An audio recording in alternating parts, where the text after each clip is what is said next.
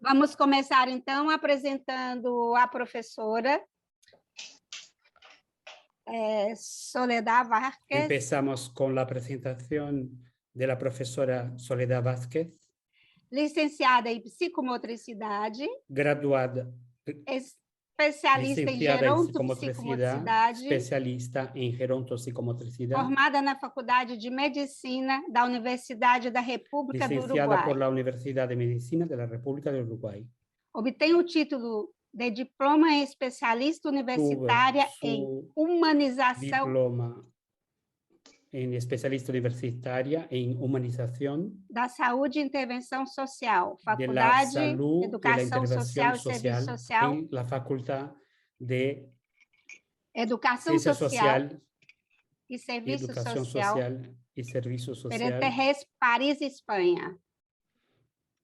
París, España. Frequenta o curso de mestrado do Programa de Investigação Biomédica, a Escola de Graduados da Faculdade de Medicina, Universidade da República do Uruguai. Docente e coordenadora da formação de especialista em gerontopsicomotricidade, Departamento de Geriatria e Gerontologia do Hospital de Clínicas. Docente do Diploma em Gerontopsicomotricidade, CICEP, Santiago de Chile.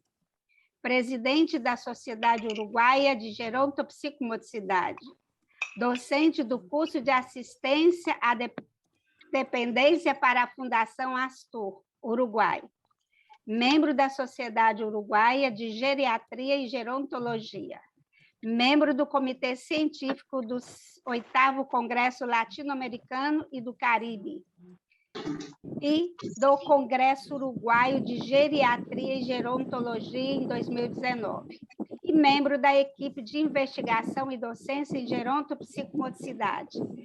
Autora de vários livros, inclusive está aqui o livro de gerontopsicomotricidade, espero que todos estejam conseguindo ver, para depois obter, ok?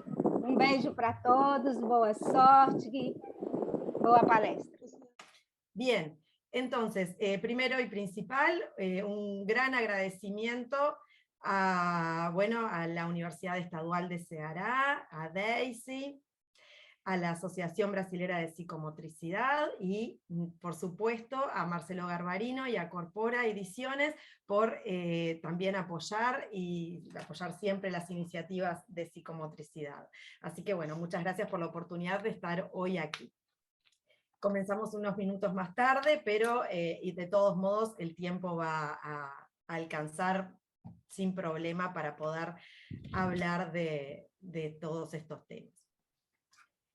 Una cosa muy importante, feliz día a todos los psicomotricistas portugueses, porque hoy es el Día del Psicomotricista en Portugal. Hoy aquí tenemos a Catarina Branquiño, que es una gran psicomotricista portuguesa, gran amiga también, así que muy feliz día para ella y a todos los colegas portugueses. Voy a compartir pantalla.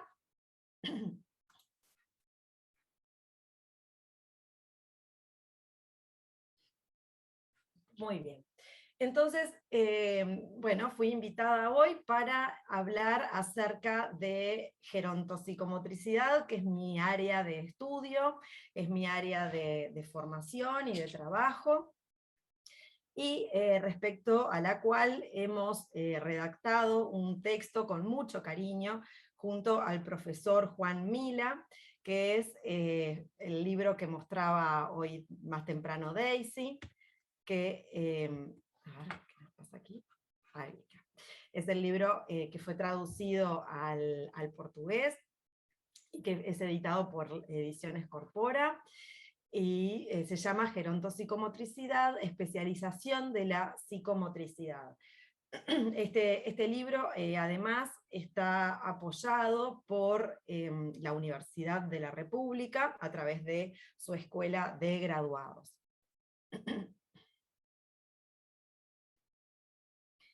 Entonces, este libro se organiza en diferentes capítulos que intenta ir desde las generalidades acerca de la psicomotricidad, de la gerontopsicomotricidad, luego va haciendo un itinerario por lo que es bueno, el envejecimiento normal de los seres humanos, luego pasa por lo que es la promoción y prevención para un envejecimiento saludable, para finalmente pensar en aquellas situaciones en las cuales el envejecimiento se torna no saludable o poco satisfactorio por aquellos trastornos psicomotores, ¿sí?, que pueden afectar la adaptación de la persona al medio en el que se desenvuelve.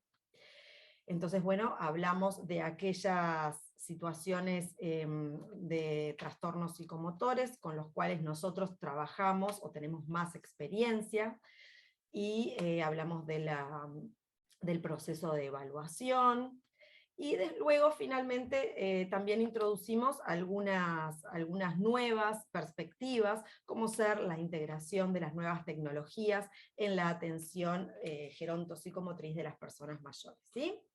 Entonces vamos a comenzar. Então, começaremos com algumas considerações sobre a gerontopsicomotricidade e a relação que temos com o nosso próprio corpo ao longo da vida, que é sempre importante lembrar. Todos que se dedicam à gerontopsicomotricidade e que estão formados também no campo da primeira infância e adolescência, nós sabemos que o corpo na infância é o protagonista absoluto de todas as interações que geram aprendizagens significativas na vida das pessoas. É através do corpo, do vínculo, do corpo, que iremos construir o nosso corpo na sua subjetividade. E justamente nas principais aprendizagens e desenvolvimento das pessoas.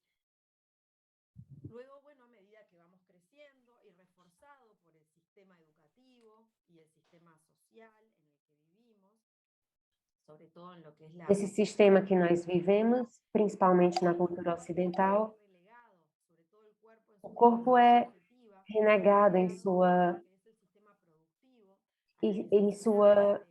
psique, em seus aspectos, para além do aparato biológico. Então, é preciso perceber o nosso corpo como um reservatório. E isso é útil para alcançar determinados fins. Por exemplo, sobre a questão da produtividade, das funções laborais. E o corpo acaba sendo silenciado na sua subjetividade, na possibilidade de trocas, das construções que possam ser feitas em relação ao esquema corporal, por exemplo, como base para o que é a imagem corporal, uma imagem corporal atualizada, ou uma relação com as vivências atuais.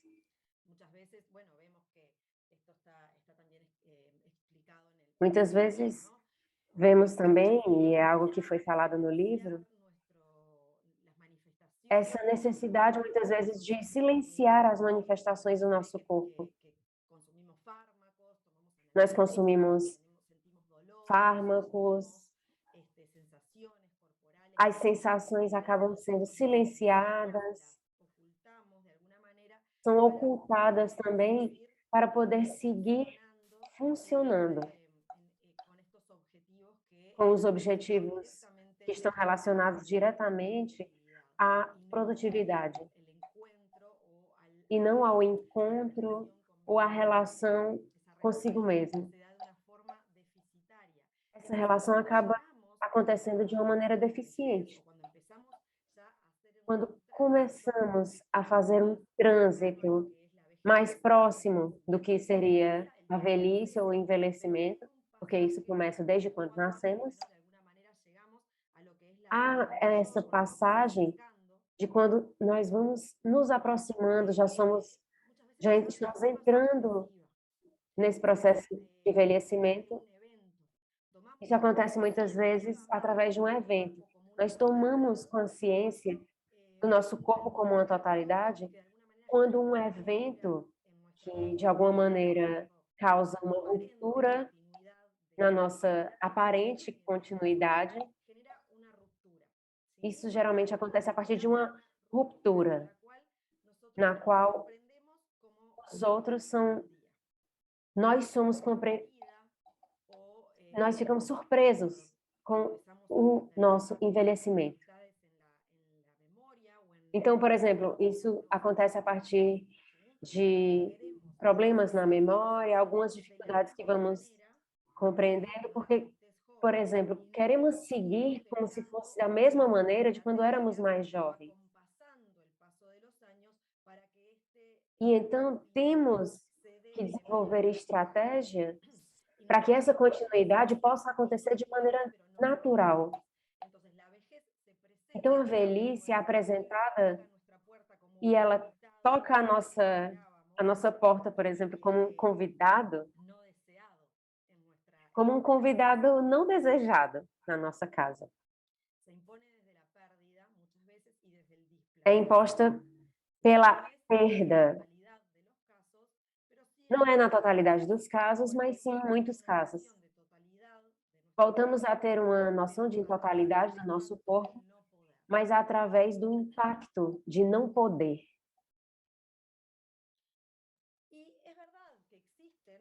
Sim, é verdade que existem muitas mudanças associadas à velhice.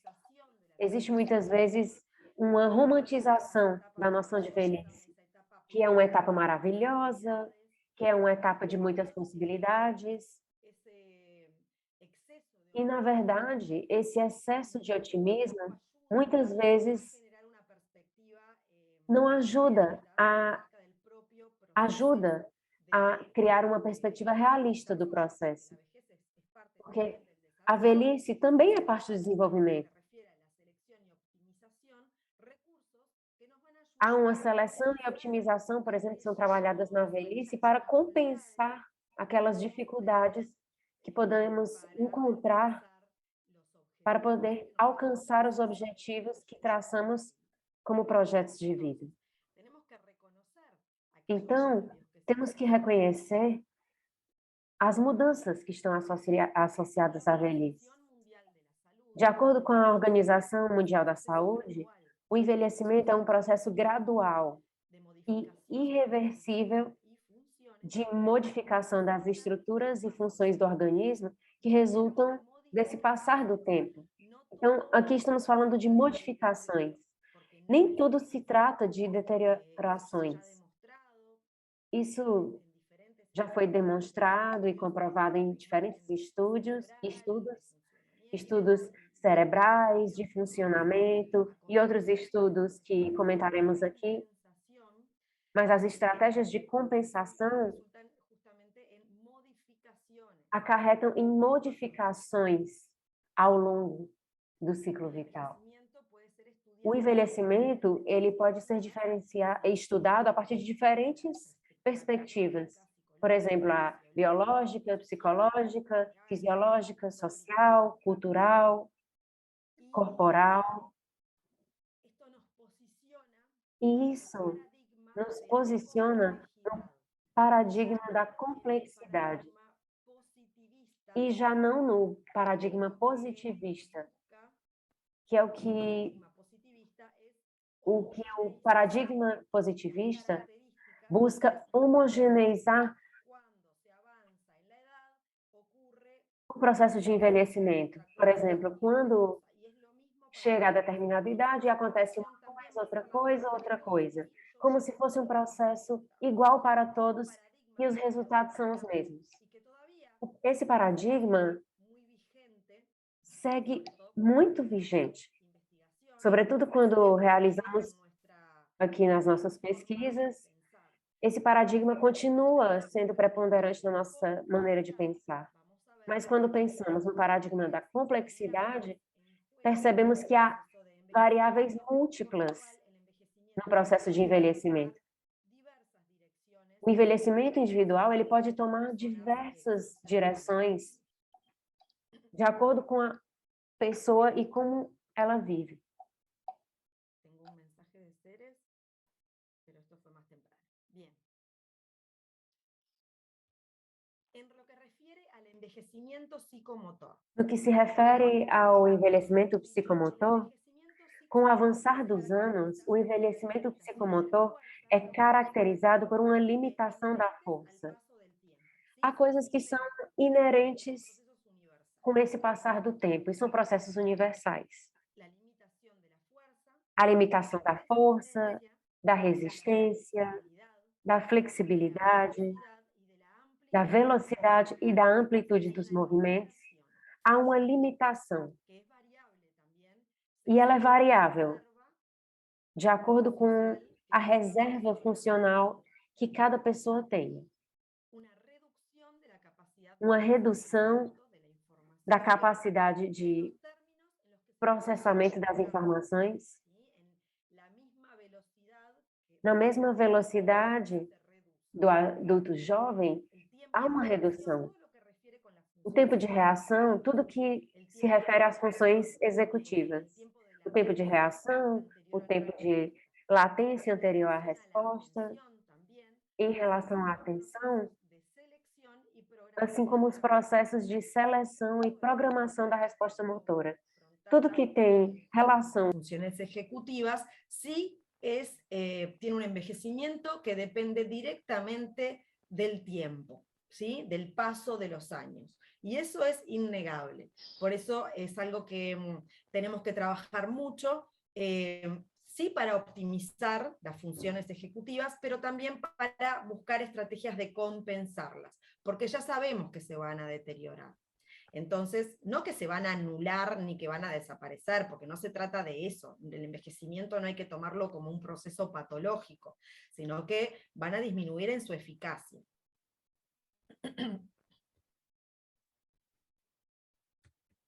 La disminución motriz, entonces, puede ser explicada por cambios neuroanatómicos, neurofisiológicos, ligados a la edad, que conllevan modificaciones en el plano cognitivo, o según los autores, esta disminución también afectaría los procesos cognitivos de programación, de control del movimiento, modificaciones en las estrategias empleadas y en los recursos atencionales. Hablamos de modificaciones, vuelvo a insistir. Pero la buena noticia es que a pesar de todos estos cambios, la persona mayor, el anciano, suele tener una reserva funcional suficiente que le permita compensar este declinar y mantener su funcionalidad sin mayores alteraciones, ¿sí? Las personas mayores que tienen una adecuada reserva funcional, quiere decir que a lo largo de su vida han ido construyendo estrategias y tienen una cierta flexibilidad en la utilización de sus recursos, ¿sí? Los recursos psíquicos, cognitivos, motrices, ¿sí? En su conjunto, van a tener una conservación de su capacidad funcional a pesar de estos cambios o de estas disminuciones en la eficacia. Pero claro, nosotros vemos que, como dijimos, ¿no? La vejez, porque en este mundo en el que vivimos, o de la forma en que lo estamos transitando, nuestro ciclo vital, tenemos esta vejez que nos toma por sorpresa. Entonces, la persona que envejece debe permanentemente poner en juego nuevas estrategias, ¿sí? Las estrategias de compensación. Y esto necesita, por parte de la persona, una capacidad de adaptación, de ajuste en relación a sus dificultades crónicas, algunas, y eventualmente que puedan ser crecientes, porque las personas se enferman de otras cosas, ¿no? No solamente es el envejecimiento normal, sino que, bueno, muchas veces tenemos comorbilidades, como pueden ser las diabetes, la dislipemia, la hipertensión arterial, los trastornos osteoarticulares, como la artrosis, la artritis, bueno, muchas cosas que pueden ocurrir o que son de alta prevalencia en las personas mayores. El narcisismo, entonces, es puesto a prueba. el cuerpo es sometido a cambios visualmente perceptibles. Hay una redistribución incluso de la masa magra y de la masa grasa que genera cambios, ¿sí? Que nosotros tenemos que reconocerlos nuevamente en el espejo, en este momento, y bueno, que son cambios también inherentes al paso del tiempo.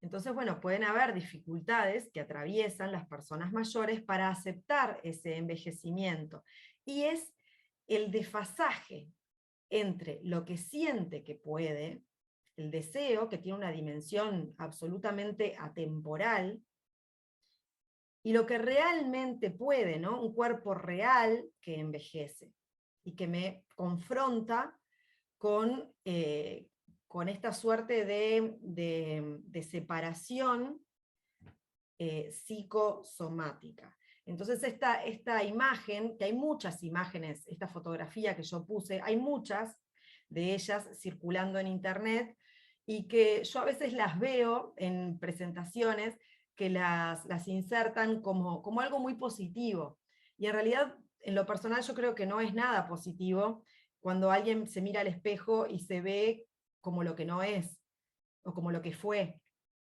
En realidad lo ideal para nosotros, por lo menos los psicomotricistas, es que uno pueda verse y reconocerse como quien uno es hoy, con aquellos, integrando las partes positivas de aquellas partes que para mí quizás son negativas, ¿no? Las partes, integrando el cuerpo sano con aquellas funciones que quizás no responden como uno quisiera. Entonces, cuando nosotros logramos integrarnos como una totalidad, y podemos reflejarnos en el espejo como quienes somos. Esto se traduce, bueno, como estamos diciendo, en el cuerpo real, ¿sí? En el esquema corporal, como base también para la elaboración de una imagen corporal.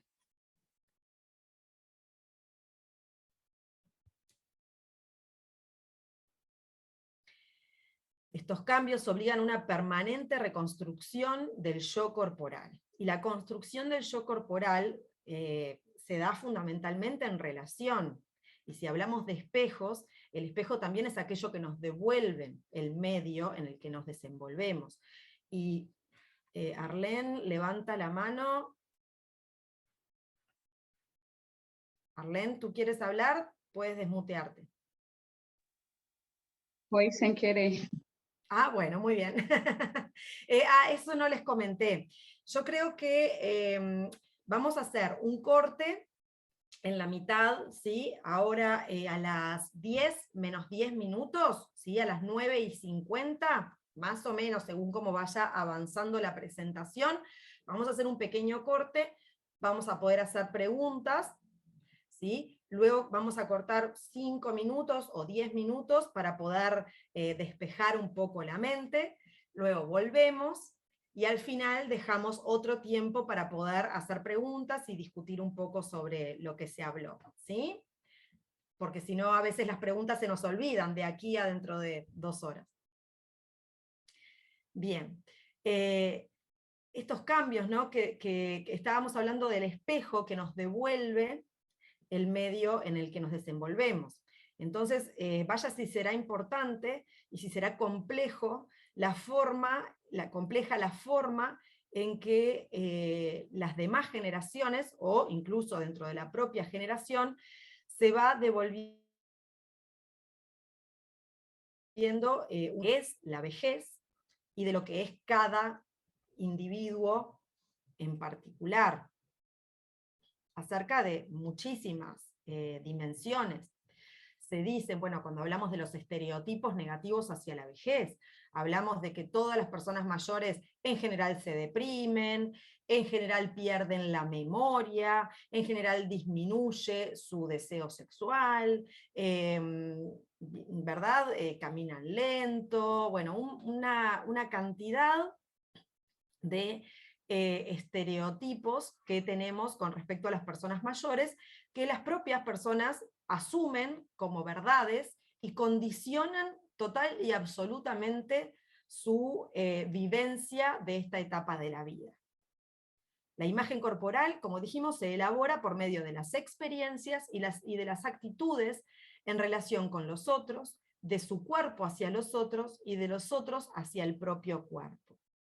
Al cuerpo se le confieren valores e ideas culturales que interactúan con los propios valores, produciendo una construcción subjetiva que puede ser positiva y satisfactoria, o por el contrario, denigrante y fuente de frustración.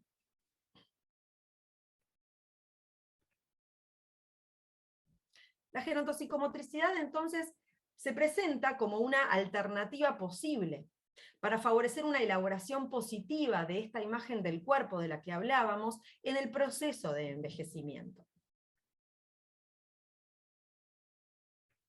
Positiva pero realista. Esto es muy importante. El objetivo fundamental, ¿sí? Y si hay algo para grabarse a fuego, para una idea importante para llevarse de toda esta charla, es que el objetivo fundamental de la terapia gerontopsicomotriz es, como en otras etapas de la vida, que la persona mayor alcance a vivenciar el placer por el dominio del movimiento. El movimiento significativo y según sus propias expectativas, de acuerdo a sus posibilidades reales. Esto que dice en este párrafo, cada una de estas palabras tiene una implicancia muy importante, un significado muy importante. El placer por el dominio del movimiento. Esto quiere decir que mi cuerpo pueda ser fuente de sensaciones que me generen placer, que yo pueda dominar mi movimiento. Quiere decir que yo para eso tengo que conocer mi cuerpo, tengo que acceder a una conciencia corporal para poder sentir que lo domino a mi movimiento. Pero que a su vez ese movimiento signifique algo para mí y en mi vida. Que no sean simplemente repeticiones seriadas para generar ganancia en fuerza o en masa muscular, que está muy bien y es muy necesario, pero no es el objetivo de la gerontopsicomotricidad. Mi movimiento tiene que tener un significado, un objetivo que esté de acuerdo con mis expectativas, con lo que yo me tracé como proyecto de vida. E tracei como meu projeto de vida, mas que, por sua vez, devem estar de acordo com a realidade, de acordo com o meu esquema corporal. A abordagem gerontopsicomotora, e que vamos aqui avançando na estrutura, por exemplo, do livro que fiz com a Mila, a intervenção ela é destinada a sujeitos saudáveis ou sujeitos enfermos, em um nível educativo, de prevenção e promoção, e ao nível diagnóstico e terapêutico. Se falamos das alterações gerontopsicomotoras, isso está bem desenvolvido no livro, e podem ser encaminhados pessoas que apresentem transtornos predominantes instrumentais, mas também psicoafetivos, sempre que esses alterem o seu desempenho nas atividades da vida diária e na sua autodeterminação geral. Ou seja, a sua capacidade funcional, ao seu funcionamento, e a sua autonomia, que é a sua capacidade de responder às funções necessárias para a minha vida. Há transtornos que afetam essas condições, e se há esses transtornos, pode ser realizada uma terapia gerontopsicomotora. Em relação à avaliação, a esse instrumento desenvolvido, que está sendo desenvolvido, eu privilegio nesse processo um exercício específico, um método clínico, que investiga o estado psicomotor do sujeito, propondo um diálogo e observação do seu tônus e posturas durante a atividade. O objetivo é estabelecer em que grau há uma correspondência e um equilíbrio entre a situação que se encontra a pessoa e as respostas cognitivas, afetivas, seu desenvolvimento psicomotor geral. Em relação à parte que é realizada a tradução, quando eu falo, por exemplo, de condições, eu falo de todas essas questões realizadas, por exemplo, da empatia, da capacidade de escuta, e também do espaço físico em que a entrevista é realizada, no tempo. Tudo isso incidirá positiva ou negativamente nos dados que eu quero obter. Então, é fundamental esse aspecto nesse processo diagnóstico. Sempre deve se levar em conta que a entrevista e a avaliação psicomotora constituem elementos diagnósticos, mas também terapêuticos, porque obrigam muitas vezes ou habilitam a pessoa a construir uma narrativa pessoal, a organizar os eventos, ordenar os eventos da sua autobiografia, uma linha do tempo, a hierarquizar, a dar muita importância, por exemplo, a certos momentos, situações ou dados. Isso produz movimentos intrapsíquicos relacionados ao próprio perfil da própria vida, às conquistas, aos aspectos que ficaram pendentes, os eventos que foram conferidos muita importância na vida e que tudo tem essa razão de ser.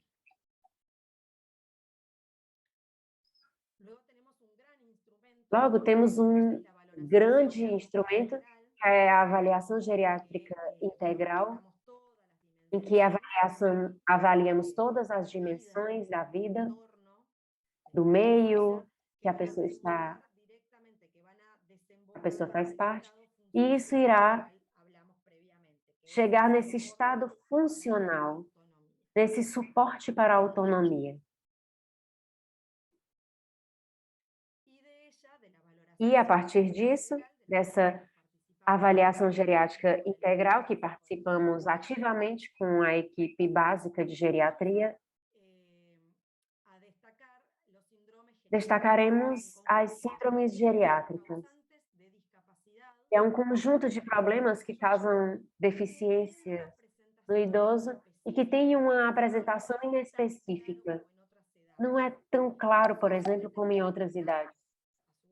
E que muitas vezes são ocultados pelo paciente, a pessoa que está sofrendo com essas síndromes, e muitas vezes são ignorados pelos familiares por serem atribuídos a esse envelhecimento normal. Dentro dessas síndromes geriátricas se encontram a instabilidade postural, as quedas, a síndrome do pós-queda, a imobilidade, e também inclui as úlceras de pressão, a incontinência urinária, a polifarmácia, ou seja, a ingestão de 4 ou mais fármacos, em que se incluem os psicofármacos como os principais fatores de risco, o estado confusional agudo ou delírio, a deterioração cognitiva, as demências, a depressão, a ansiedade, os transtornos de ânimo, de humor e a insônia. De forma invariável, vamos incidir, trabalhar com todos esses sintomas geriátricos e temos trabalhos específicos na parte de instabilidade postural, quedas e síndrome de pós-queda, na deterioração.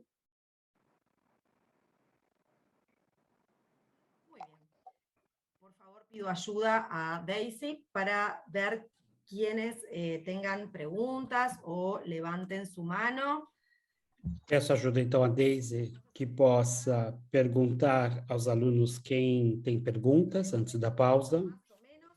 Vamos ter 10 minutos para que a gente possa fazer comentários, perguntas.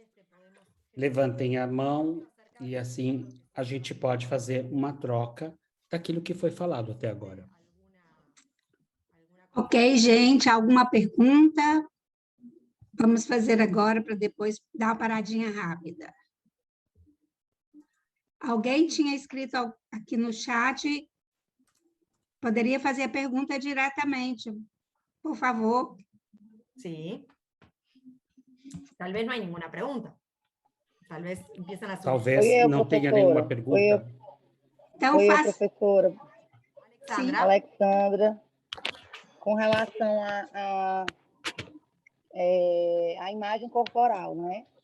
Para você fazer essa reconstrução dessa imagem corporal do idoso, se torna mais difícil do que na infância, visto que esse idoso já tem essa imagem corporal? Sí.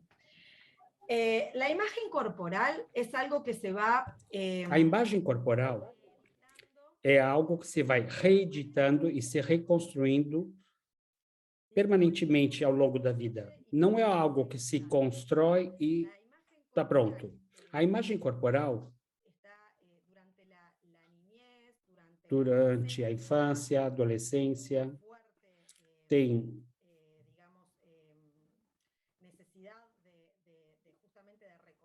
uma forte necessidade de reconstruir-se. Essa imagem corporal vai sendo reeditada e construída ao longo da vida. E no caso do idoso, isso também se dá, essa reconstrução constante. A questão do jogo seria onde ela se reconstrói, porque, evidentemente, sempre vai existir um trabalho de reelaboração da imagem corporal a cada passagem de fases. Muitas vezes será um evento ou uma ruptura da vida dessa pessoa e, de alguma forma, ela poderá se dirigir a uma imagem corporal negativa, como, por exemplo, no caso da frustração.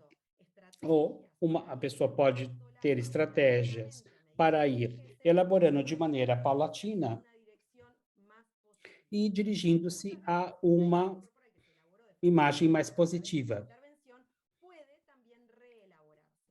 E com a nossa intervenção, ela também pode se reelaborar, mas não é mais difícil porque ela já se encontra elaborada e cristalizada nessa pessoa.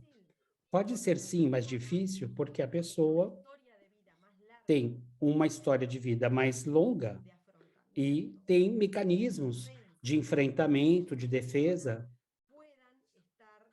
que permite com que a pessoa possa, de alguma maneira, estar mais rígidos.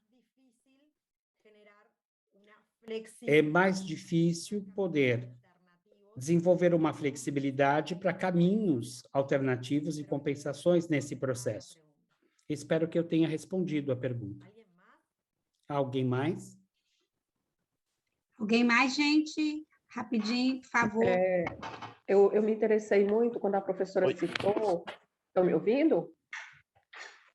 Estão me ouvindo? Sim, sim, Sí, pode Sandra. falar. ¿Qué tal, Sandra? ¿Cómo Sobre as estás? síndromes geriátricas. Sim. E assim, eu queria muito me aprofundar, até porque eu tenho uma mãe idosa, que pelo que a professora falou, eu já identifiquei várias coisas que ela pode sim estar passando.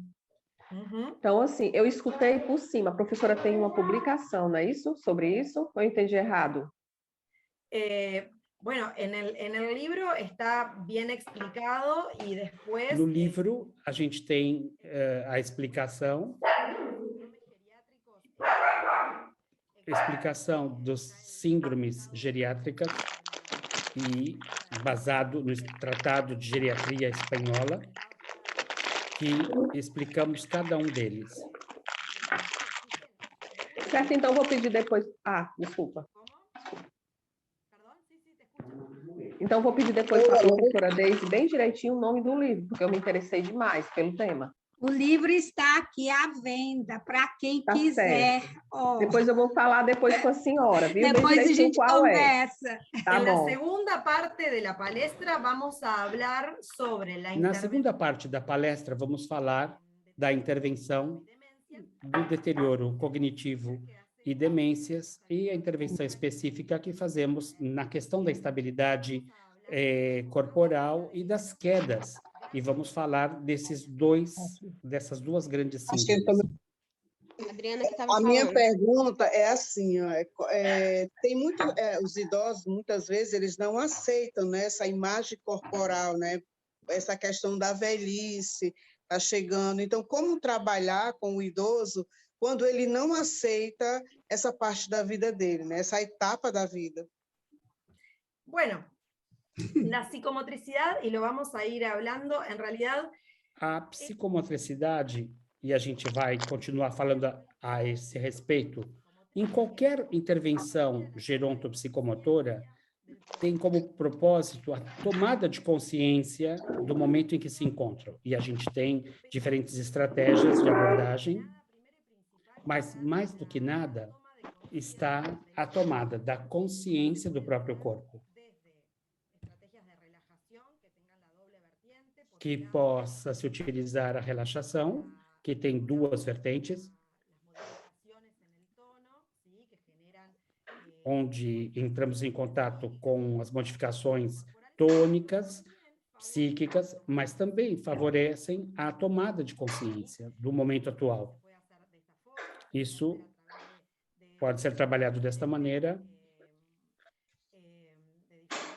e com diferentes propostas que possa ter um suporte de uma representação. Nós temos uma enorme gama e vamos falar de alguma delas, mas a principal seria a tomada de consciência do próprio corpo. E depois se vai gerenciando um trabalho de esquema corporal para que a própria pessoa... Porque muitas vezes cometemos o erro de achar que somos nós que vamos mudar a imagem corporal do indivíduo. Nós vamos, na verdade, ter abordagens que possam favorecer a reelaboração da imagem corporal por parte do próprio indivíduo. Porque a imagem corporal só pertence ao seu psiquismo e numa dimensão consciente e pré-consciente. A própria pessoa, na sua vida cotidiana, que vai integrando através desse trabalho que realizamos e, dessa maneira, permitindo que ela possa elaborar a sua própria imagem corporal. O reconhecimento dessa etapa da vida se dá paulatinamente. Não temos como, de um ponto externo, resolver essa questão. Como nenhuma intervenção terapêutica tem essa possibilidade. Agora são as 10 da manhã. Vamos guardar as perguntas e talvez na parte que a gente vai abordar,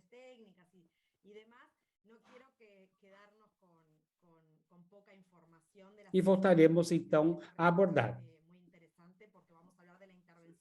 Vamos falar da intervenção propriamente dita. São as 10. Vamos fazer uma pausa de 5 minutos.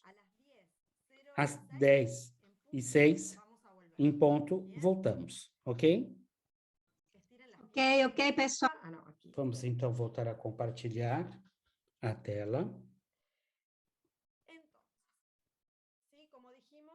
Como dissemos, podemos intervir em diferentes síndromes geriátricos.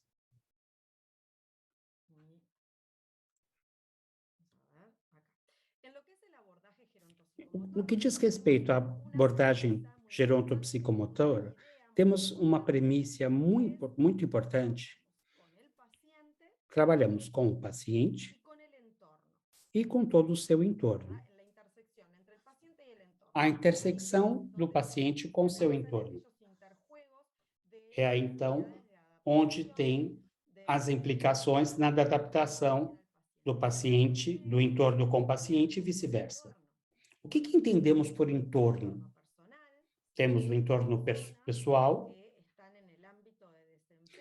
são pessoas que se encontram no seu processo de desenvolvimento, pessoa essa com a qual nós fazemos a nossa intervenção, e também o entorno físico, o ambiente físico no qual ele se desenvolve. Quando trabalhamos com demências, esse é um outro capítulo que foi abordado detalhadamente no livro,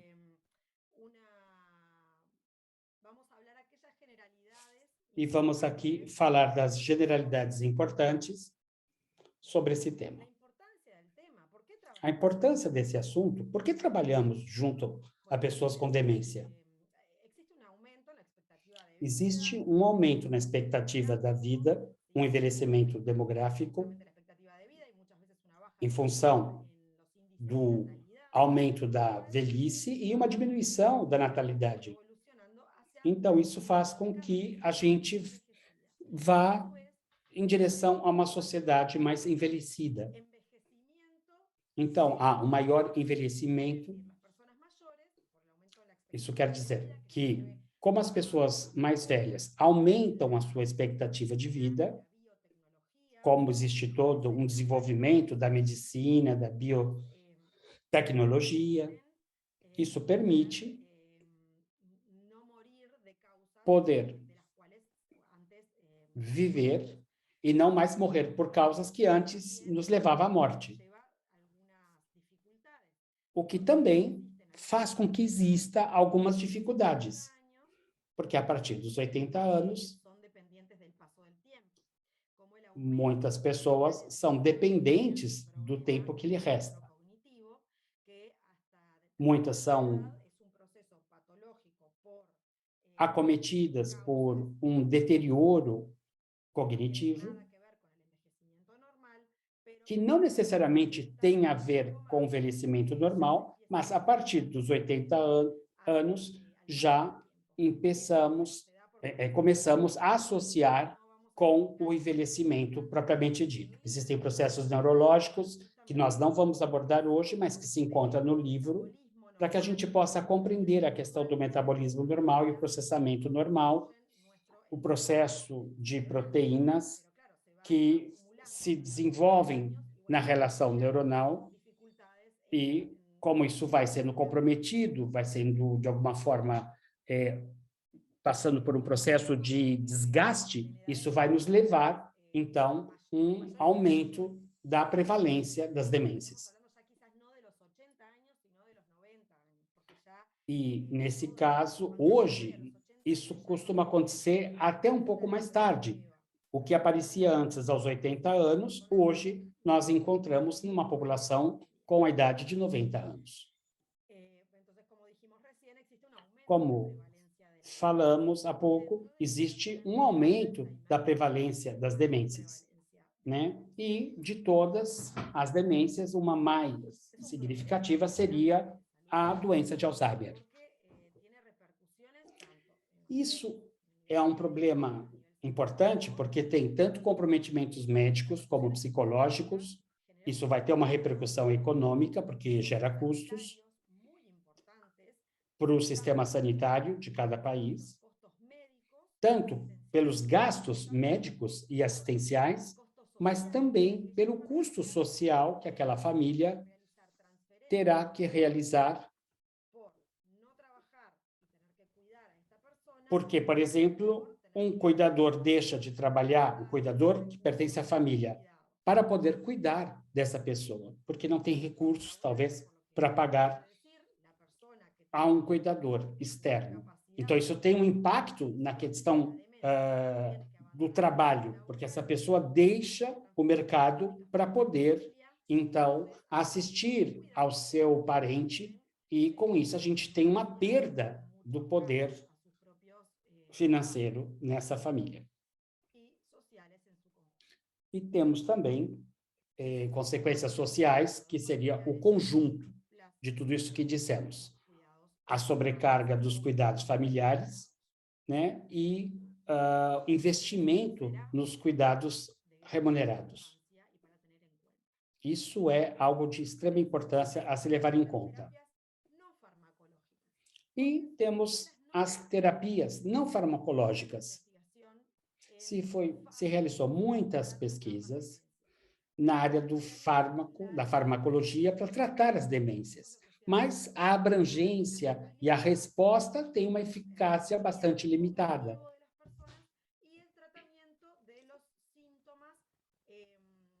Porque isso depende do componente da base cognitiva do indivíduo, né, e do tipo de demência que ela tem. Então, existe uma grande limitação por parte das terapias farmacológicas. Mas podemos observar que geralmente são respostas fragmentadas, que ou está dirigida aos familiares com cursos de cuidadores, com serviços de assistência para um descanso, um respiro. São instituições que vão receber esse indivíduo para que a família possa descansar um pouco, porque outras que se tornam institucionalizadas porque a família já não tem como cuidar, e recursos que vão diretamente atuar junto aos acometidos, com todo um trabalho de estimulação física, psíquica.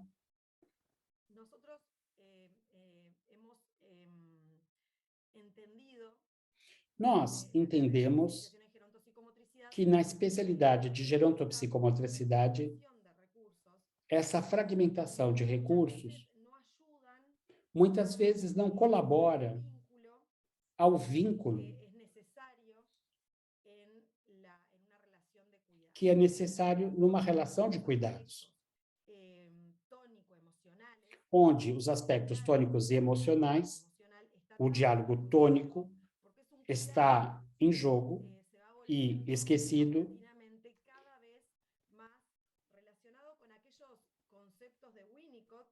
e que cada vez mais nos lembram os conceitos de Winnicott com relação à importância da elaboração do vínculo dessa pessoa com o seu cuidador e com o seu entorno.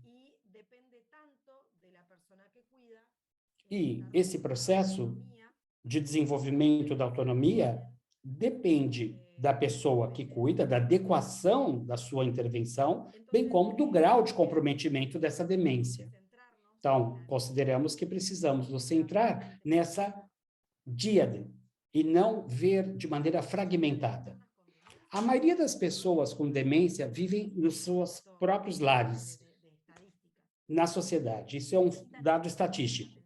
Necessitam apoio, atenção na vida cotidiana e depende daquilo que dissemos da atenção informal, principalmente proporcionada pelos seus cônjuges e filhos adultos, muitas vezes com a participação de vizinhos e amigos.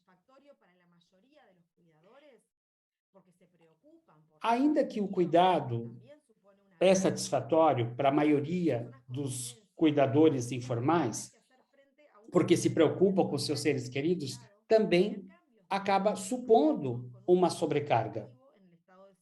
Então, as pessoas com demência e seus cuidadores têm que fazer frente a um funcionamento diário desse deterioro e às mudanças de papel que muitas vezes têm um impacto negativo no seu estado de saúde, bem como daqueles que os cuidam. O estresse e a sobrecarga do cuidador é conhecido como um estado subjetivo do incômodo ou da moléstia originada pela demanda excessiva de cuidados e desse mancar emocional, né? desse emocional que está manco do cuidador diante dessa situação. Aqui é alguma das repercussões que foram observadas e que já foram faladas aqui.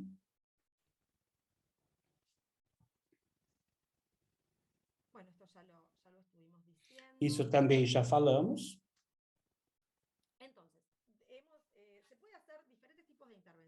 Pode-se fazer diferentes intervenções. Podemos ter uma intervenção de grupo, intervenção em domicílio, ou seja, individual, ou bem como em instituições. Cada uma delas tem pontos fortes e pontos fracos. Claro que há uma contribuição de um trabalho grupal, alguém que possa intervir a domicílio e que contribui com os cuidadores imediatos, mas é muito importante que tenhamos claro qual é a realidade individual no domicílio quando pensamos em fazer uma intervenção desse tipo. Aqui são algumas fotos do trabalho realizado em grupo. A gente aqui tem os cuidadores junto com os seus familiares que têm demência. Aqui a gente está preparando um prato, um alimento.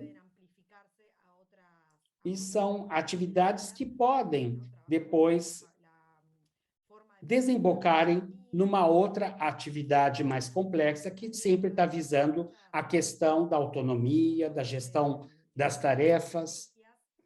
Temos muitas estratégias que podem sair desse tipo de abordagem e fazer com que a relação entre cuidado e cuidador sejam mais adequadas. E também é importante para os cuidadores poderem dar-se conta daquilo que pode fazer o acometido. Isso pode fazer com que ele ressignifique o seu vínculo. Dessa maneira, se localiza não mais uma pessoa que é uma carga necessitando de cuidados, mas como alguém que também ainda tem possibilidades de continuar existindo, ainda que com suas limitações. Então, isso pode permitir mudanças na forma de olhar o seu parente acometido por uma demência. No Hospital das Clínicas, é esse hospital, e como sempre costumo dizer, o departamento de geriatria se encontra no térreo, é o único que está...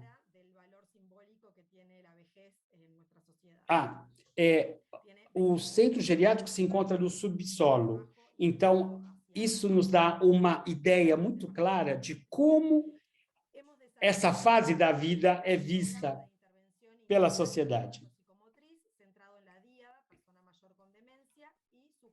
Então, aqui é o programa de intervenção integral de gerontopsicomotricidade, centrada nessa díade da pessoa idosa com demência e o seu cuidador familiar. E isso faz parte do estágio que os nossos alunos do curso de pós-graduação fazem.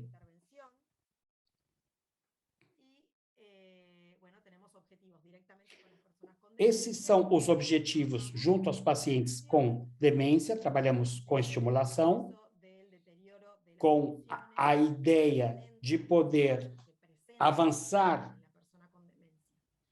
num processo onde o deterioro se dá a cada dia.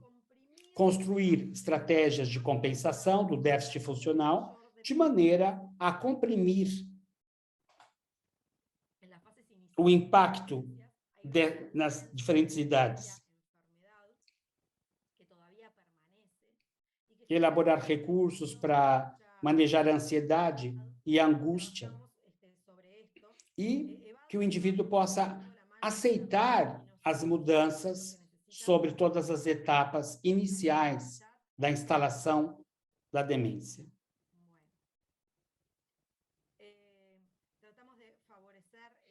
Também buscamos favorecer a manutenção das relações sociais, porque isso é um elemento importante na estruturação da autoestima e, sobretudo, diminuir a frequência e a intensidade, né, das alterações psicocomportamentais, né, porque essa mudança de comportamento impacta muito a família.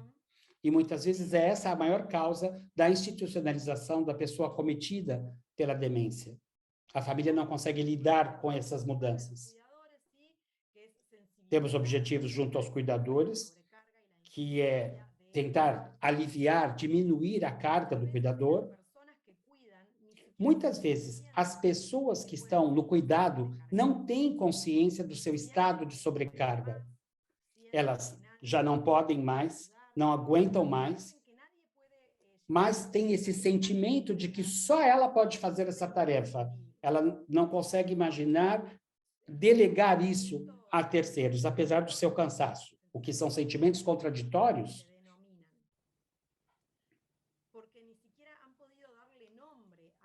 Porque não conseguem nem nomear aquilo que eles sentem. Então, a ideia é sensibilizá-los com relação a essa sobrecarga, como uma porta de entrada para que a gente possa avançar na nossa intervenção, favorecer um espaço de trocas com outros familiares cuidadores, levar informações práticas sobre a evolução da doença e aspectos úteis, importantes, a serem levados em conta diante de diferentes dificuldades que se apresentam. Isso, se eu sei o que é esperado e o porquê ocorre, eu posso gerenciar melhor a minha ansiedade com relação à evolução dessa demência do meu familiar. E também, a partir do momento em que eu me sinta capaz de desenvolver a minha tarefa de cuidador, essa sobrecarga vai diminuir, porque já não conta mais com esse elemento da ansiedade em dou conta ou não, lido com o conhecido, o desconhecido ou não. Para que se possam fazer as tarefas que o cuidador necessita, além de cuidar do seu próprio familiar, como, por exemplo, deixar que esse assistido, essa pessoa acometida, passe horas na frente da televisão para poder ter um tempo livre, ou que ela durma o máximo possível para que ela possa conseguir dar conta das outras coisas. Como fazer face à insônia, à agitação psicomotora, que são extremamente complicados.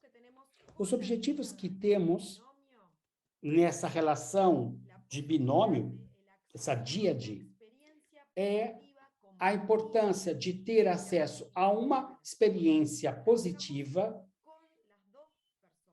Trabalhamos com as duas pessoas.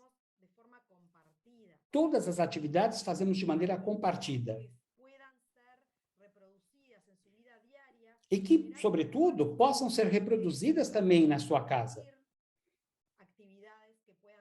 E que possam compartilhar de atividades que sejam prazerosas, que possam desfrutar de compartilhar esse momento. E com isso, ressignificando essa relação, não mais só vendo um aspecto negativo, mas sabendo que é possível desenvolver uma relação onde a troca mútua é possível.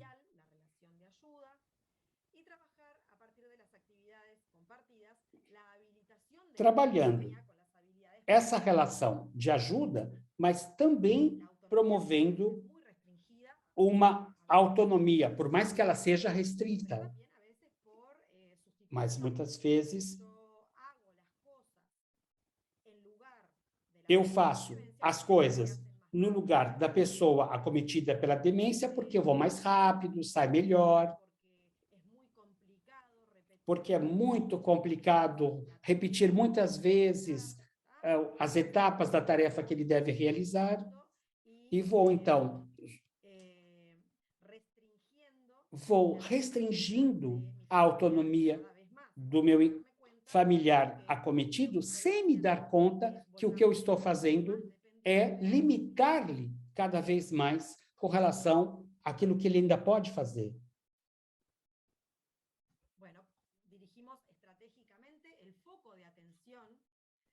Dirigimos também o foco de atenção, não só, então, ao assistido, mas também ao seu familiar. Ambos são sujeitos da intervenção. Essa dupla tem características particulares da construção do vínculo entre eles dois, mas também com todo o seu entorno. Muitas vezes, essa dupla, assistido e cuidador, se isolam de todo o contexto em torno. Vamos falar de uma melhora da qualidade de vida de ambos. E aqui temos algo muito importante, entendemos que nada vai servir o trabalho cognitivo, psicomotor, se a gente não garantir a continuidade das ações no resto do meio, do espaço onde ele se desenvolve, porque nós não estamos presentes o tempo todo na vida dessas pessoas.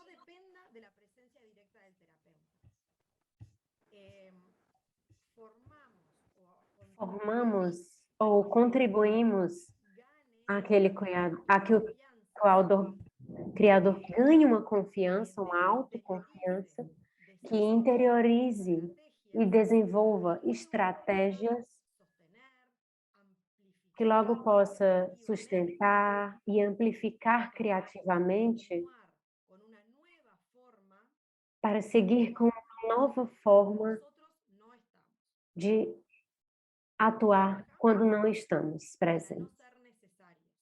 Trabalhamos para não sermos necessários nessa família. Fortalecer os recursos intrafamiliares que não dependam do terapeuta.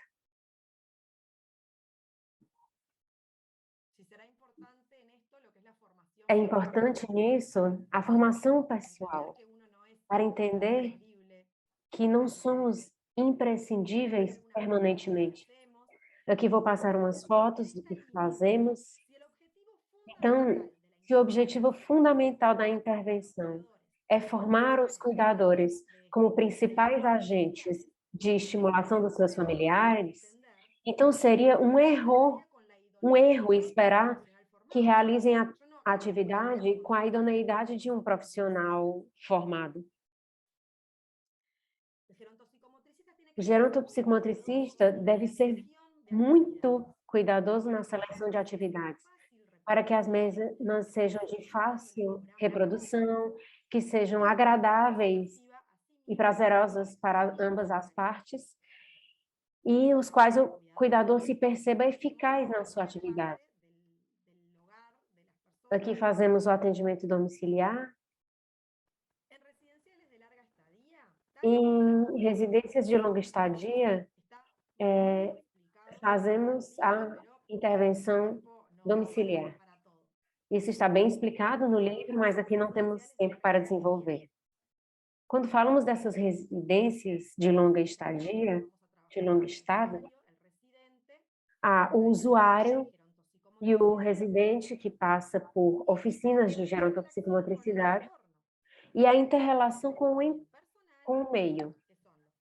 O meio pessoal, que são os cuidadores, a família e a equipe de trabalho, e o meio físico, a arquitetura, a acessibilidade e o planejamento das atividades. Tudo isso é âmbito da intervenção do gerontopsicomotricista. Não somente isso, não somente as oficinas, que é para isso que nos contratam. A importância de fortalecer a saúde, prevenir as doenças, otimizar o funcionamento cognitivo, mantendo a atividade física e se comprometendo com a vida. Aqui passaremos.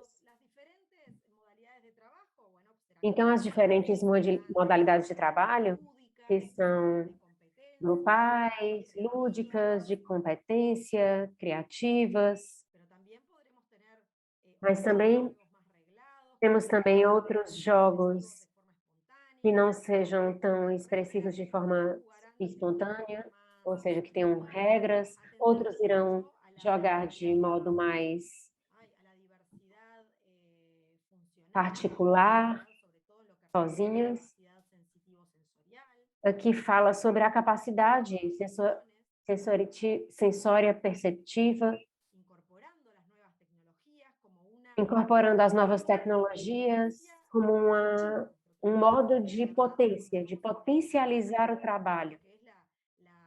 E vamos integrando, por exemplo, a uniterapia, os controles com sensor de movimento, são atividades integradoras da diversidade. Por exemplo, um campeonato de tênis com pessoas que têm uma mobilidade muito reduzida e todos podem competir da mesma maneira. São graus diferentes. Como sempre falamos sobre o jogo, sobre o brincar. E isso é adaptar a realidade ao nosso desejo. E as tecnologias proporcionam isso. Valorizar os jogos tradicionais da infância. Temos recursos tecnológicos e sempre valorizo esses recursos. Aqui ela está jogando beisebol. A recreação na velhice proporciona a oportunidade de retomar, iniciar, aprofundar ou descobrir interesses, desejos e necessidades que podem se tornar um novo motor organizador da vida cotidiana, ajudando a passar por um envelhecimento saudável. Perguntamos às pessoas, por exemplo, o que elas gostam de fazer. É assim que provocamos a buscar novos interesses. No trabalho com o meio físico, por exemplo, em relação à arquitetura acessível e estimuladora, a organização de atividades, em que há diferentes modalidades desse ambiente físico, organização de atividades, com a recreação passiva ou mais ativa, e o trabalho com o ambiente pessoal, com os demais residentes, com as famílias, cuidadores, e também com a direção dos residenciais. E, por exemplo, a possibilidade de escolher, de respeitar as afinidades entre os residentes, não forçar, por exemplo, a realizar atividades ou integrar grupos com os quais o idoso não deseja. A discussão como um elemento de estimulação muito interessante para trabalhar a questão dos conflitos interpessoais que são inerentes à vida em sociedade, com a família, sensibilizar, entrar em acordos, motivar a participação ativa nas atividades institucionais, no trabalho. E com os cuidadores, é muito importante, e essas são as principais pessoas com as quais os residentes se relacionam, seria, por exemplo, sensibilizar sobre a relação de cuidado, realizar atividades que possam ser compartilhadas para trabalhar essa relação e intervir, sobretudo, na prevenção da sobrecarga. O objetivo fundamental é a manutenção da autonomia e melhorar a qualidade de vida do paciente, potencializando o seu nível de adaptação e relação com o ambiente por meio do seu corpo e do movimento significativo. Aqui temos um grupo de trabalho no hospital com pessoas com deterioração cognitiva. Aqui falamos da síndrome de pós-queda, do medo da queda.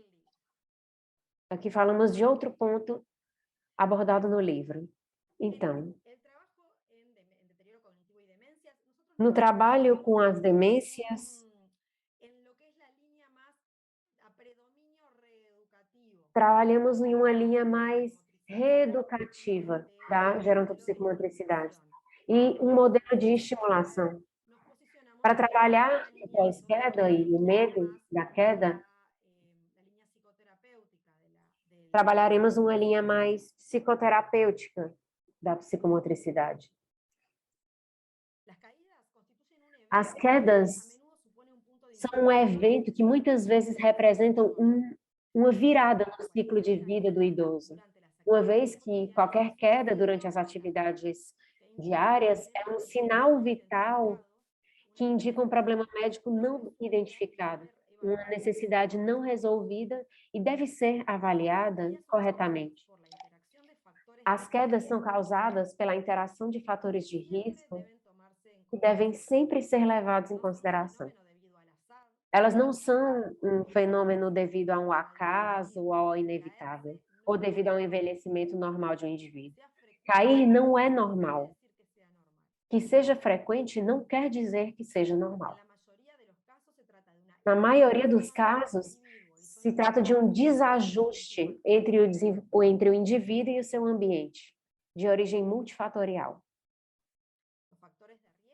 Os fatores de risco podem ser intrínsecos, aqueles que dependem da própria pessoa, como doenças, idade, comorbidades,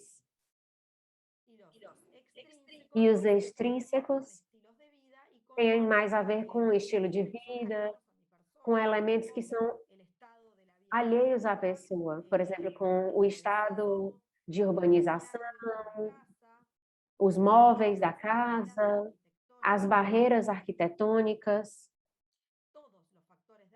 Todos os fatores de risco, fora a idade, são potencialmente modificáveis.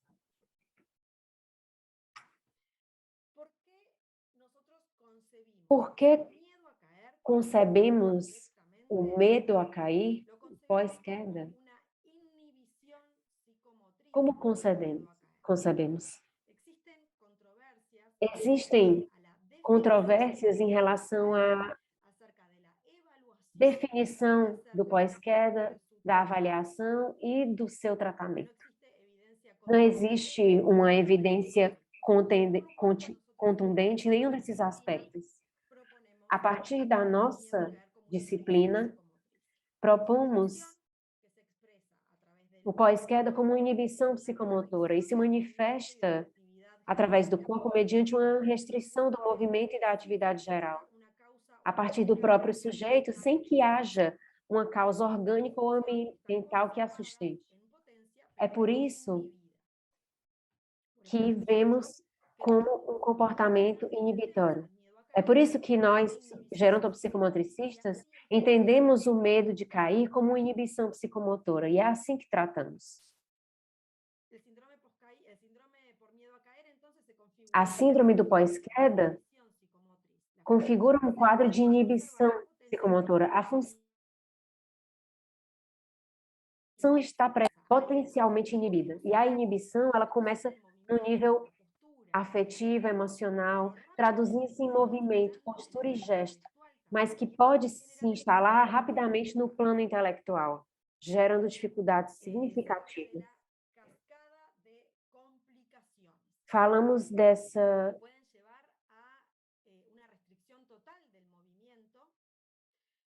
que pode levar a uma restrição total do movimento, e a síndrome da inabilidade, por exemplo, das úlceras por pressão, que falamos, e que tem um prognóstico muito ruim. Essa inibição se expressa no corpo real por uma diminuição do condicionamento físico, por falta de exercício ou uso, e a diminuição da capacidade funcional devido à restrição das atividades. No esquema corporal, acontece pelo empobrecimento das trocas, que gera dificuldades na representação do próprio corpo e do espaço. E a nível da imagem corporal, o corpo é visto como estranho, como inimigo das possibilidades de interação com o meio. Apresentam dificuldades na autopercepção e na eficácia e autoestima.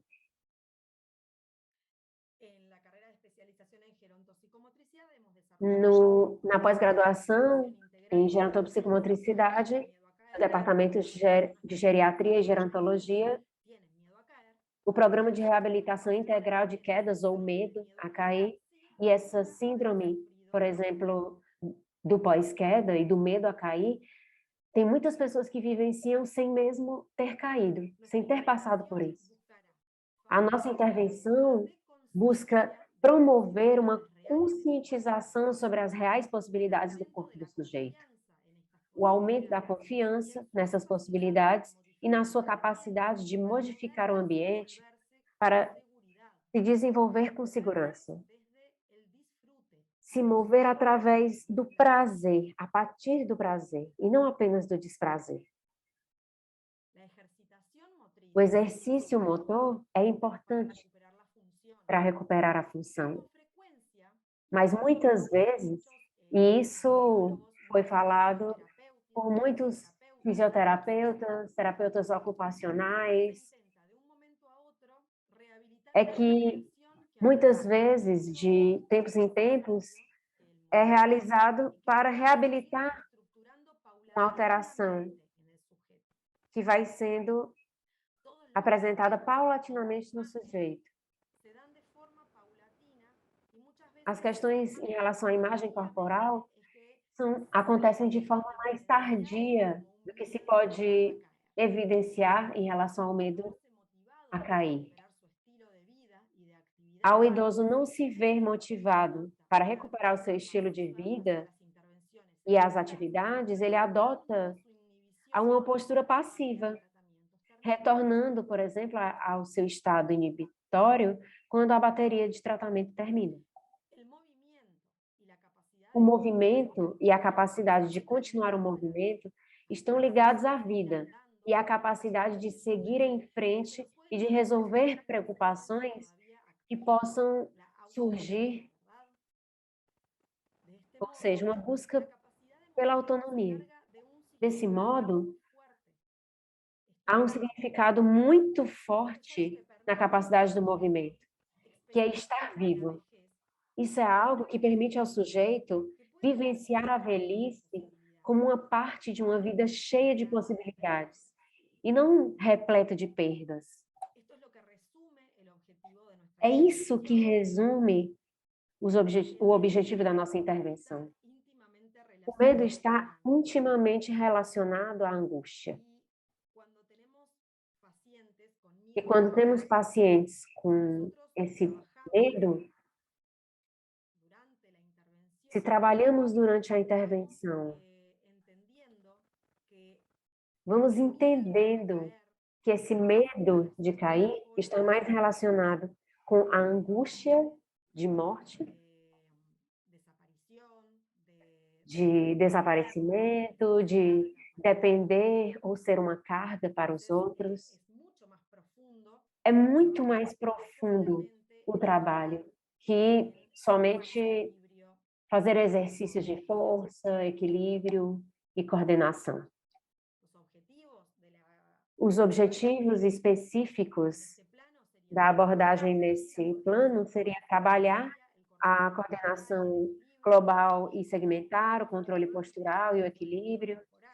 E como uma forma de trabalhar o esquema corporal é estimular os sistemas perceptuais e desenvolver mecanismos compensatórios em caso desses déficits sensoriais e promover o exercício físico por meio da atividade física adaptada. Esse exercício físico adaptado é adaptado aos interesses e expectativas, aos gostos pessoais do idoso. Pode ser dança, a um grupo de idosos. São exercícios físicos que possam ser podem ser muitas atividades para adotar um estilo de vida mais ativo. Incorporar a relaxação como uma ferramenta para regular os estados de tensão e ansiedade. Há estados tensionais de grupos musculares que acontecem nos movimentos menos complexos. Então, a relaxação, ela aumenta a possibilidade de execuções efetivas e essa vertente de diminuir a ansiedade ao medo de sofrer uma queda. trabalhar sobre os esquemas espaciais e temporais e sobre a praxia somatoespacial, conseguir uma integração do esquema corporal como uma base para a elaboração pessoal de uma imagem corporal atualizada, aumentar o bem-estar emocional, vivenciando o prazer pelo domínio do movimento, favorecer as relações sociais por meio do trabalho em grupo e melhorar a adaptabilidade ao meio em que a pessoa está inserida. Quais são as estratégias que utilizamos para conseguir alcançar esses objetivos?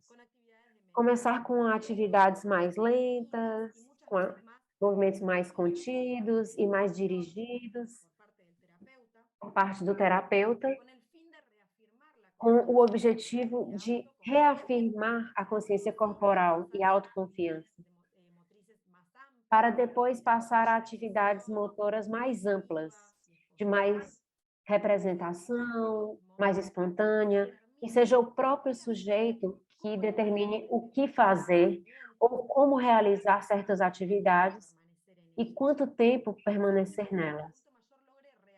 É preciso que o idoso se aproprie do seu corpo, que ele se reaproprie da unidade formada pela psique e pelo soma, e regida de acordo com a sua própria vontade. O uso de técnicas de relaxação tem dois objetivos. Por um lado, trabalhar a consciência do esquema corporal e, pelo outro lado, em relação aos estados de tensão e distensão adequados. Estou passando porque há algumas coisas que já falei. Trabalhar sobre o caráter expressivo do movimento. Isso sim, através de propostas lúdicas, apontamos a incrementar a consciência dos elementos potencialmente perigosos, como tapetes, materiais inadequados que possam ser substituídos ou eliminados sem as resistências afetivas. Não podemos pedir que as pessoas tirem uma coxa da sua casa, se tem uma ligação afetiva. É preciso que seja uma mudança voluntária, não podemos impor às pessoas, porque temos que entender o vínculo que tem com eles.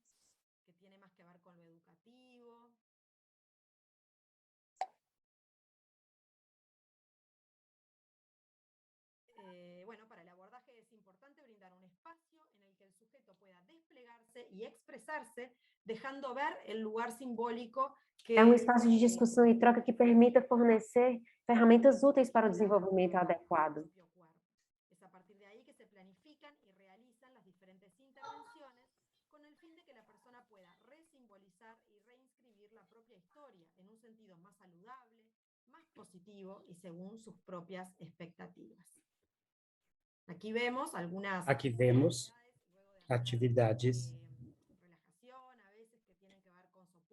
que estão relacionadas à relaxação e conta com suporte de expressão plástica. Aqui se observa como ele cortou as pernas, como as pessoas se representam elas mesmas. Os pacientes são avaliados no início e no final do programa de reabilitação e a partir de 3 meses no final deste processo.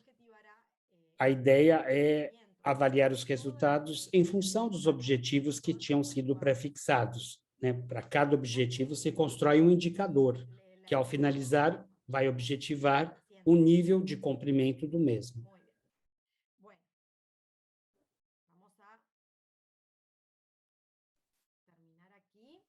Vamos então terminar aqui.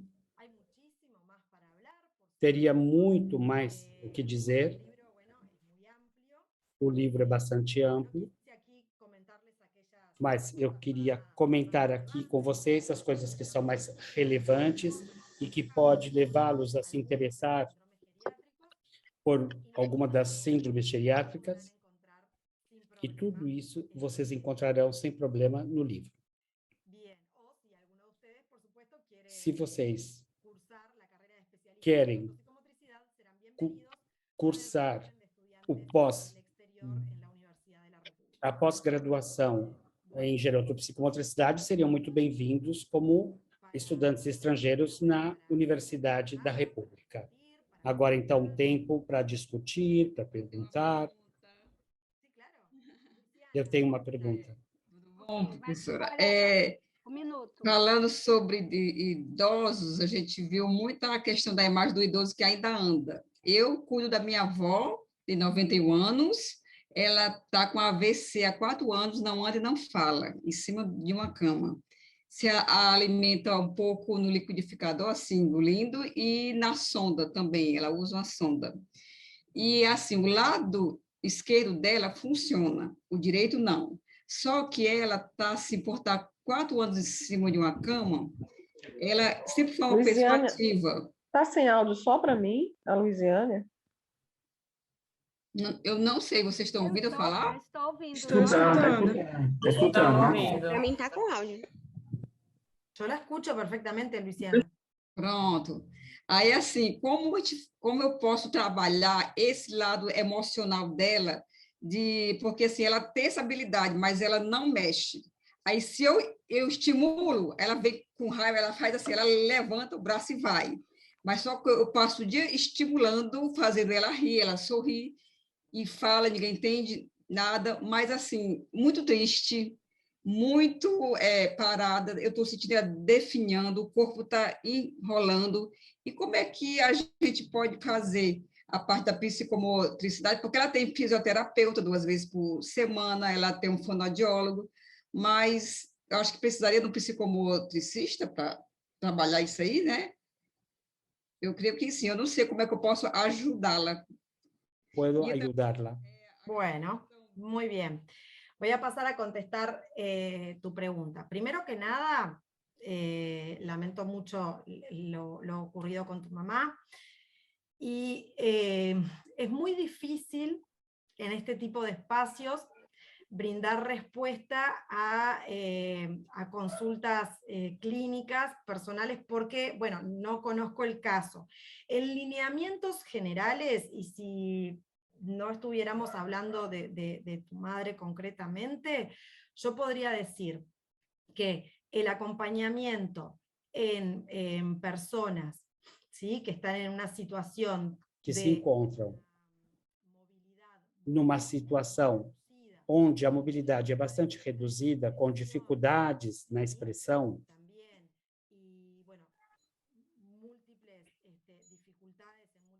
e com múltiplas limitações, seria o uso de repertórios da comunicação, da estimulação sensorial, do diálogo tônico-emocional, através de uma escuta ativa e colocar em prática um diálogo com recursos auxiliares que temos, para que a gente possa ver reações que muitas vezes podem ser muito sutis, mas que com a constância de um trabalho vai permitindo avançar no desenvolvimento e as suas potencialidades. O que eu posso recomendar,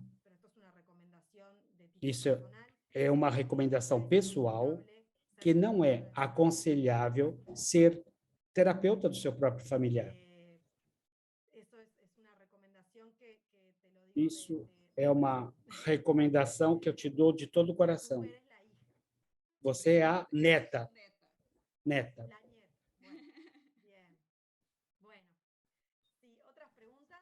Sim, primeiramente, eu queria reforçar, né, a fala de Soledad, porque iria perguntar exatamente como ela age com o fisioterapeuta, porque a pessoa da família já tem hábitos e normalmente as pessoas não escutam. Isto. Outra coisa, eu queria aproveitar ainda antes, porque agora, com as perguntas, algumas pessoas já estão saindo, e gostaria de, antes de dar essa continuidade, agradecer muito a Soledad pela magnífica palestra, muito informativa, excelente mesmo, de parabéns, muito obrigada de coração. Queria também, ao mesmo tempo, agradecer aos nossos tradutores, né, que puderam nos fortalecer nesse momento. Sem ele, a palestra não teria sido tão maravilhosa para muitos de vocês, né, com certeza. Agradecer aos alunos por estar aqui presentes, porque eles são o motivo das palestras estarem acontecendo. Tá? Agradecer os amigos estrangeiros que estão aqui nos prestigiando, não vou citar o nome por causa do tempo, mas todos, já ouvi todos aqui, muito obrigada, né, por estar aqui conosco, nos fortalecendo essa corrente, né, esse momento nosso da psicomotricidade no Brasil e no mundo, com certeza. E também, em especial, através de Soledad, agradecer à Universidade da República do Uruguai, que está, nesse momento, nos oferecendo, nos dando a oportunidade através do Zoom. Obrigada por tudo e vamos continuar aqui com as perguntas. Me parece que teve também a Minerva, não sei se ainda está presente, mas colocou uma pergunta bem aí no início. Fiquem à vontade agora para as perguntas.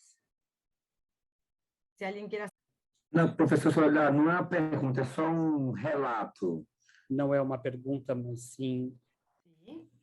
Eu trabalho numa instituição católica, né, uma escola católica com mais de 150 anos, ela tem duas linhas.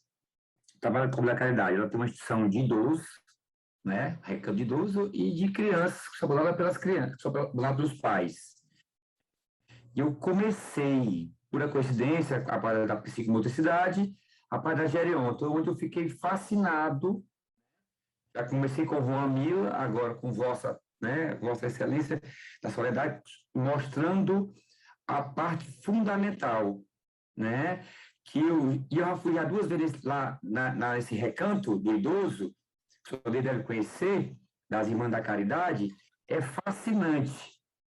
E lá eu notei que muitos dos idosos e dos cuidadores, também não entrei em detalhes, se sentem, os cuidadores, viu? Se sentem tranquilos porque os idosos não se movimentam, para ele está tudo bem. Você está entendendo? Alguns fazem esforço para ajudar, e eu quis aparecer, não que eu fui querer buscar alguns. E alguns olhavam para mim, os cuidadores, com cara assim meio feia, porque eu estava estimulando eles a serem autônomos. Ó, você tem que levantar, vamos. Você só tem 75 anos, você só tem 80, dá para fazer. Eu tenho meus avós que têm 95 anos, fazem muitas coisas. E eu causei esse desconforto, assim, entre aspas. Falei com a irmã, a diretora geral, professor, só pode vir, que para a gente é ótimo isso aqui, porque são voluntários, mas precisam de mais pessoas para ajudar. Lá tem torno de 34 idosos que precisam desse apoio. Mas eu noto que há não é que seja um descaso, porque é um grupo que ajuda. Então, uns têm salário, outros não.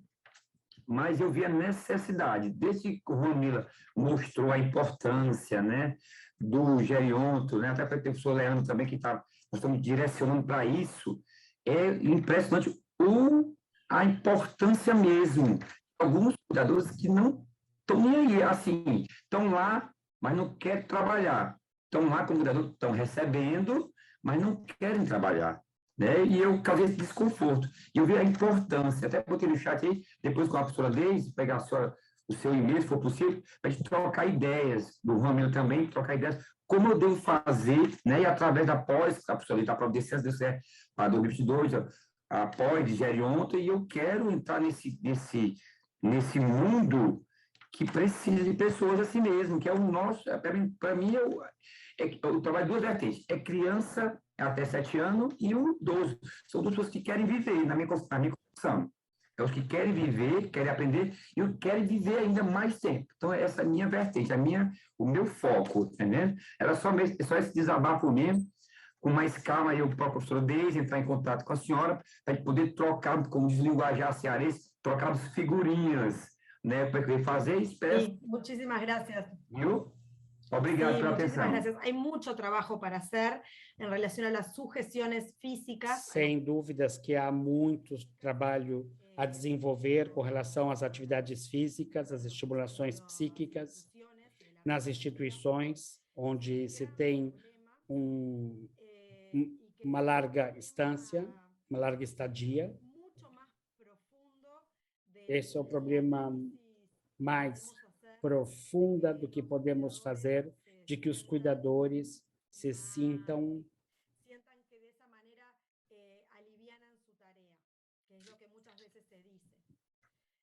que muitas vezes esses cuidadores não se sentem apoiados pela instituição. Por exemplo, quando uma pessoa idosa cai, as famílias se queixam, as instituições, por parte da direção também.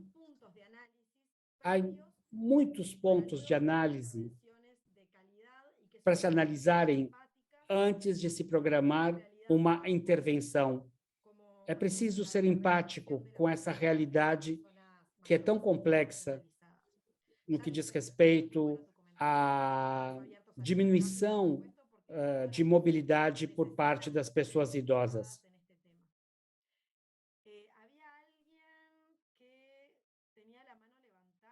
Tinha alguém com a mão levantada?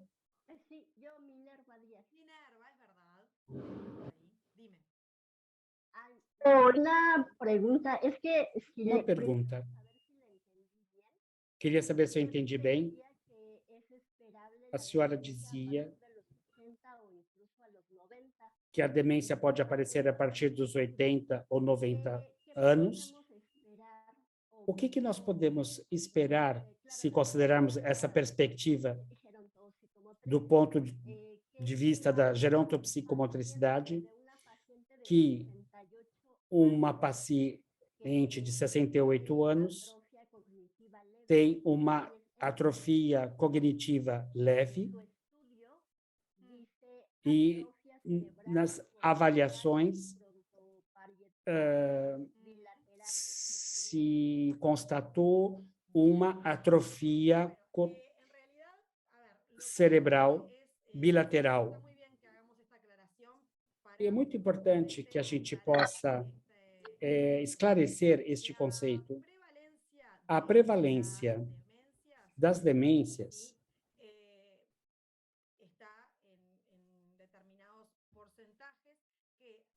se encontra em algumas porcentagens, é de que a partir dos 80, 90 anos, elas podem aumentar até em 50%. Mas muitos estudos, muitos artigos, dizem que tudo depende do que isso é em decorrência do envelhecimento propriamente dito. O que não quer dizer que faça parte do envelhecimento que todas as pessoas apresentem uma demência como condição de vida. Isso é muito importante entender. Uma pessoa de 68 anos que tem um deterioro cognitivo leve tem duas possibilidades. Pode ser de predomínio tanto de executivo como do ponto de vista mnésico. Isso, por exemplo, a doença de Alzheimer. Não no caso da função executiva, porque no primeiro caso há a questão da memória e que podem ser avaliadas através de avaliações neuropsicológicas que tem a ver com aquilo que chamamos de desempenho ecológico. Para mim, seria muito difícil fazer um prognóstico do que vai acontecer com essa senhora. A boa notícia é que nem todos os deterioros cognitivos vão na direção de uma demência. Muito obrigado. Agora, Thalita, é você. E acredito que vai ser a última pergunta e depois deixarei meu e-mail caso vocês queiram fazer outras perguntas. Thalita, pode falar. Só a questão da pandemia, como ela afetou o trabalho do geronto psicomotricista, certo? E se teve algumas... Queria saber. Se o trabalho conseguiu ser feito...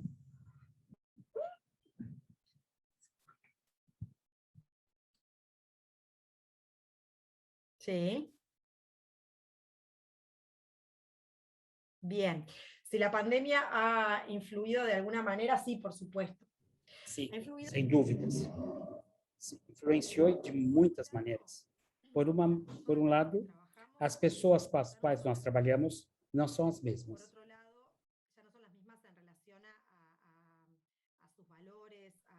Já não tem mais os mesmos valores, aspectos fundamentais, como a angústia da morte, a possibilidade de morrer sozinho, os medos que antes não se davam conta, as relações, os vínculos intrafamiliares.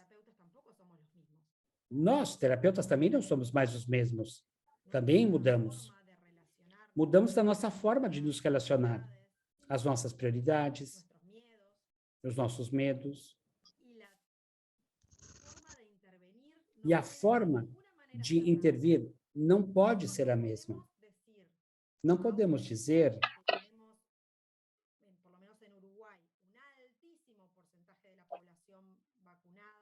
que agora que temos, por exemplo, no Uruguai, um alto número de pessoas vacinadas, já temos uma melhora do quadro pandêmico, poderíamos dizer que poderíamos voltar ao atendimento presencial dessa população, mas não podemos querer voltar como se ontem tivéssemos terminado uma sessão e hoje retomamos uma nova sessão, porque muita coisa aconteceu no mais profundo de cada um de nós. A forma de trabalho necessariamente tem que ser revista. É óbvio que se falamos dos suportes de trabalho que nós tínhamos,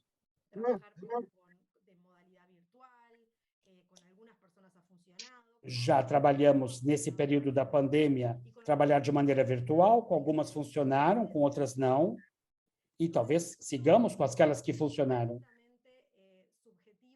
Tudo é muito subjetivo e individual. O que é certo é que a psicomotricidade, na sua forma de realizar-se, deve ser revista nesse retorno aos atendimentos presenciais. O mundo mudou. Eu queria, então, agradecer a todos pela sua presença, a Deise, a todas as instituições que participaram.